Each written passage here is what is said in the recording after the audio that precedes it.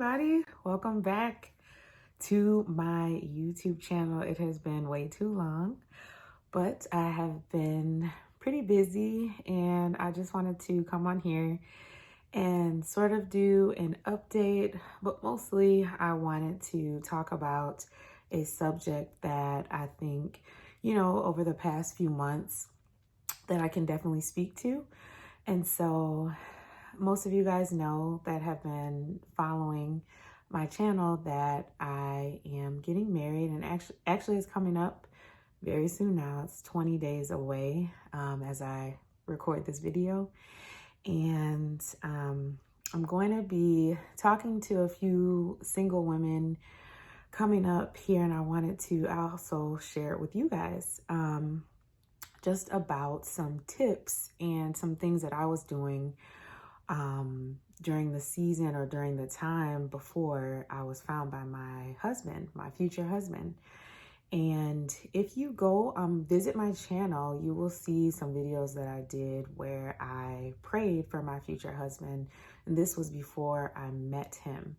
And I invited a lot of other single women to partner with me, to partner the faith that I had, and also pray for their future husbands, pray for their future spouses who you probably haven't met them. You probably, you might not have any prospects. You might not have anyone in your circle at the current time that you feel is actually your husband, but this was something that I did. And so as I was preparing to talk to these women, I started to think and ponder about where my head was at during when I made these videos and what was going on. So I'm pretty much going to share that with you guys today. I'm going to share my testimony around that area, around that time period of my life.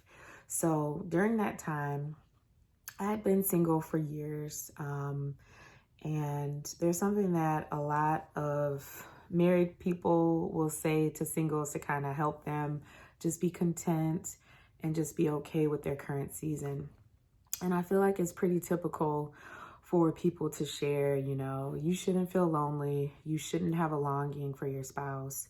That just means that you're not ready. You need to get ready. You need to be content on your own.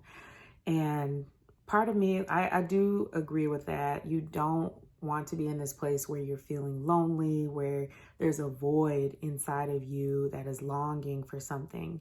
Instead of going and searching for God, you're searching for a man or a person to fill that void. And so that is definitely a time where you need to check yourself and figure out, am I spending time with God? Am I really seeking after the presence of God? And if you are, and if you're still feeling, this loneliness, or not even loneliness, it could just be like a longing for a spouse or wondering, God, when? Sometimes I believe that can be normal. And so because we were created not to be alone, we were created to be helpmeets. We were created to have companionship with one another. We were created to have fellowship with one another. So it's going to be normal for you to have that desire. So it's all about what we do with that desire, I feel. So what I did in these times where I was really looking at my life, self-checking myself, like, okay, am I just, longing for something? Am I really, what's going on?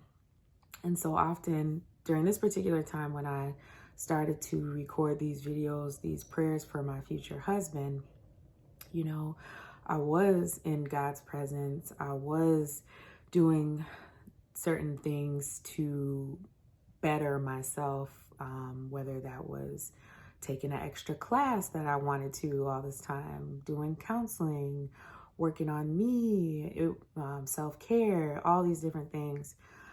So I realized that I was in a good space, but there was this desire that I had that I couldn't shake, this longing for my future spouse. And so I decided that I needed to not wallow in that and not feel sorry for myself and not, go that route. Instead, I just decided to that this is normal. You know, God put this desire in me. What do I do with it?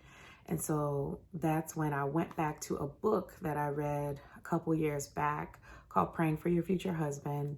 It had some prayer prompts in there, and I really went back to that for when I would have those little longing feelings. I'd go back to that, and I would just really pray for him, pray for my future husband. And once I did pray for him, you know, I didn't pray for him every day and every morning, every night, and like over obsessed with it. I gave it to, that was my way of giving it to God and just leaving it with him and just trusting, like, okay, I know you're prompting me to pray. You're prompting me that, you know, this is a healthy way to deal with this. And so I went with that, and I would pray, and then I would just go on about working on me and go on about building my relationship with God. So I really think that created a great shift for me, because I was able to acknowledge those feelings instead of just suppressing them and being like, no, no, no, I can't feel like that. I got to be content. I got to be good. I got to be good at being single. Like, or, you know, some people feel like, okay, if I don't master the single season, then I won't graduate to the marriage season. And I don't believe it works that way. I honestly, truly believe in the scripture in Ecclesiastes 3, which I can insert. I don't have it in front of me right this second. That just talks about that there's a time and a season for everything under the sun. And I truly believe that there is a time to love, and that God knows exactly when we are ready to handle something. And not only that, he has certain things that he wants to work through us before we enter into that marriage season. So really, the bottom line is we have to trust God with the timing. And it's just a great thing to do to work on yourself during those times. Because being a single person, you're going to carry who you are as a single into your marriage. And I'm not an expert on that because I have not even walked down the aisle quite yet. But what I believe is that the more I work on myself as a single person, the better I will be as a wife, the better I'll be as a mother, and the better our marriage will be in the long run. And so that's pretty much what I did during my single season. Anything that I had kind of pushed off, it was just like, okay, this is my time to really just do that. One of the things that I did was I got a trainer, and I had paid for some classes before, but I just wasn't consistent with it. And so I was like, okay, I'm going to be consistent with it. And on top of that, the way that I challenged myself as a single girl, I just was awkward, and I hadn't been around guys, attractive men, men outside of like just friends. So that was a way for me to kind of prepare to meet my husband, just to get out of my shell and to kind of put myself in a different position, not a tempting position. If something's going to be tempting for you, then definitely don't do it. But for me, I was just a little bit in my shell and just super shy around the opposite sex from being single for so long. So everybody says I'm single for so long, but yeah, you know, that was my way also to prepare as a single and enjoy my singleness, because it was a lot of fun, and it was just a way for me to work on myself and also just get used to being around men. So that worked for me. What else? Look at my notes.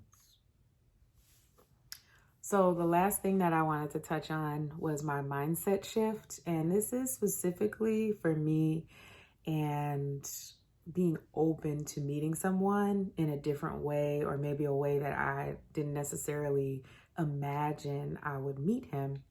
So I have some videos of my online dating and kind of my my openness to online dating. So even though I was on there, I always had in the back of my mind a little bit of embarrassment about being online, just because the older generation and some of the people that I was around kind of had this negative connotation to online dating. So I would be on there, but not really on there, and I wouldn't be fully committed to the process. So I had this amazing encounter with a woman, and we were speaking and just talking about, like, you know, why are you single type thing. And it wasn't one of those horrible conversations. It was just like, you know, us trying to talk it through. And she's like, are you online? And she was very open to being online. She's like, are you online? And I was like, yeah. And she pretty much gave me some tips, like, you know, if you're on there, you need to fully be on there. And you know, it's just like your job, and just like certain things that you do, you have to put effort toward it. You have to put those good pictures on there. You have to put an effort toward your profile. You have to just be on there more. You can't just, because I would just like go on there, not really go on there, because I was just like, well, you know, I'm not desperate. I'm not like looking for somebody, like if he comes, like, you know. But she just really encouraged me to just embrace it more. And honestly, you guys, like overnight, it just shifted for me on there, and I was really able to meet a quality person. I met my husband my future husband, who I'm walking down the aisle and preparing to marry in 20 days. I met him online, and I will definitely come back and share more about that testimony with you guys as well. So that seems like that's it for now. And let me know any questions you guys have in the comments, and be sure to subscribe so that you catch the next video, and I'll see you guys next time. Okay, bye-bye.